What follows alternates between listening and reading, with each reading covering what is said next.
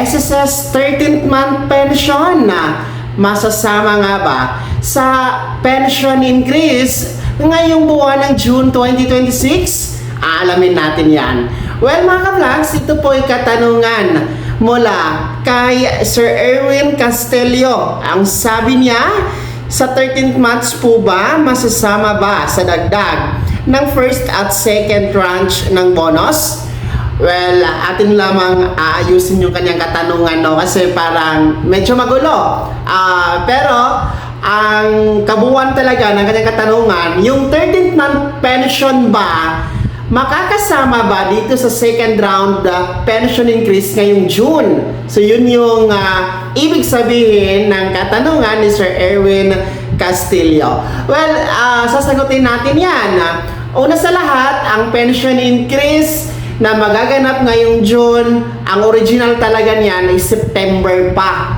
Yun yung nakasaad talaga sa pension na increase reform program, which is ang first round na ganap noong September 2025 at ang second round sana ngayong September 2026 at ang pangatlo at panghuli na round ay September 2027 kasi 3 taon ito na roll out ng pension increase every September, no, from 2025 hanggang 2026 bago bumaba sa pwesto si Pangulong Marcos, no. Tinaon ito sa buwan ng Setyembre dahil nga buwan yan ng anibersaryo ng SSS.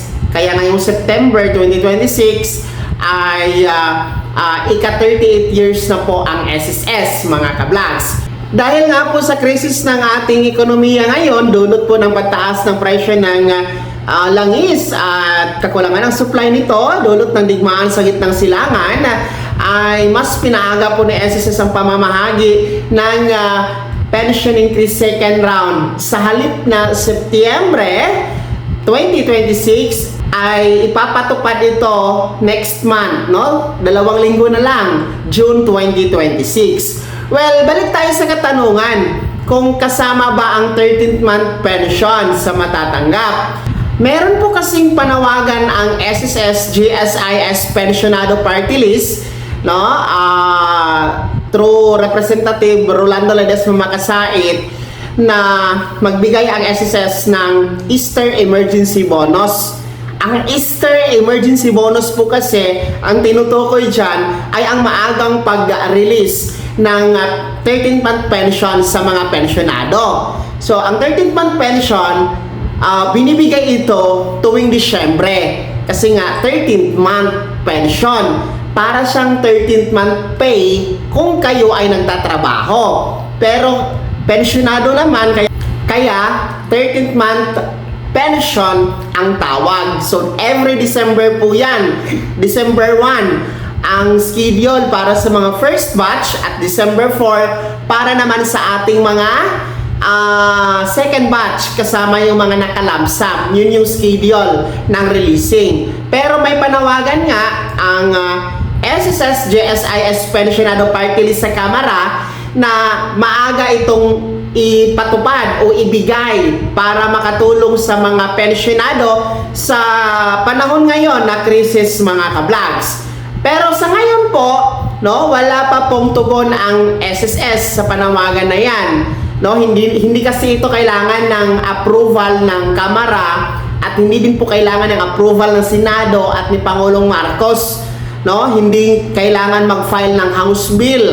No, kaya nga panawagan ang ginagamit ng SSS GSIS Pensionado Party List, pero wala pa pong tugon ang SSS kung ito'y positibo or negatibo, no, ang pagbibigay ng 13th month pension. Actually, nagkaroon na din tayo ng episode nito at pinost ko na din po ito sa ating Facebook page official, no, kung saan marami nga ang nagbigay ng komento. Hati, no? Hati talaga ang reaksyon at komento ng ating mga ka-vlogs. Merong mga gusto na i-release ng mas maaga para magamit nila ng mas maaga ang pension, ang 13th month pension, pero marami din po ang ayaw, no? Kasi gusto nila sa Disyembre talaga nila makukuha ang 13th month pension para naman ramdam ang Kapaskuhan, no? So hati na hati. Kaya nga dito sa katanungan mo, Sir Erwin Castillo, ang sagot dyan ay hindi po kasama ang 13th month pension sa matatanggap na second round pension increase ngayong buwan ng June. Malinaw po yan, no? Wala naman po kasing nakasaad sa IRR, no? Sa guidelines dyan sa SC Suspension Reform Program na merong isasabay na 13th month pension during the pension increase na ipapatupad. At kung titingnan natin ang kalendaryo, ngayon po ay Mayo 11 na. Ilang araw na lang, actually 2 linggo na lang, June na tayo.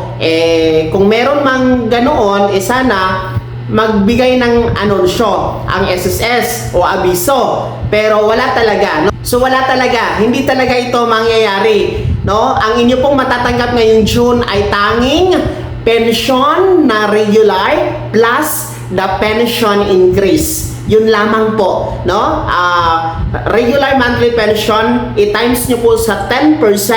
Kung kayo ay retiree and total disability pensioners, yun yung pension na matatanggap ninyo ngayong June. Kung kayo naman ay survivor, i-times sa 5% ang inyong monthly regular pension. So, uulitin ko, walang 13th month pension na masasabay sa pension increase ngayong second round ngayong June, mga SSS pensioners. Sana nasagot ko po ang katanungan mo, Sir Erwin Castillo. Uulitin ko na itanong ito sa inyo mga ka-vlogs, no? Kung kayo ang pagpipiliin, ano ba ang mas gusto nyo? Maaga na i-release ang 13th month pension instead of December, or mas gusto nyo sa Disyembre na? Ibahagi nyo po sa comment section na nasa baba. Maraming salamat. God bless. Mag-ingat mga ka-vlogs.